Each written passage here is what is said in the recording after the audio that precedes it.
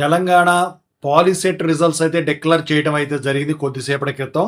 అయితే 1,06,439 మంది students appear అవ్వటానికి అప్లికేషన్స్ పెట్టుకున్నారు. అయితే ఇందుట్లో అప్లికేషన్ పెట్టిన అంతమంది ఎగ్జామ్ రాయలేదు. అయితే ఇందుట్లో 98,029 మంది అభ్యర్థులు అంటే స్టూడెంట్స్ అటెండ్ అవ్వడం అయితే జరిగింది. అందుట్లో 81,307 మంది స్టూడెంట్స్ క్వాలిఫై అవ్వడం అయితే జరిగింది.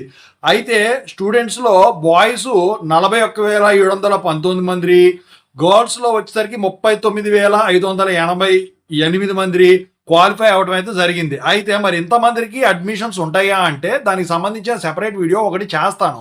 మీకు సీట్ వస్తుందా రాదా అది కూడా చెప్తాను. అయితే మొత్తానికైతే మీరు ర్యాంక్ కార్డు ఎన్ని డౌన్లోడ్ చేసి దానికి సంబంధించిన ఎన్ని రెడీగా పెట్టుకోండి.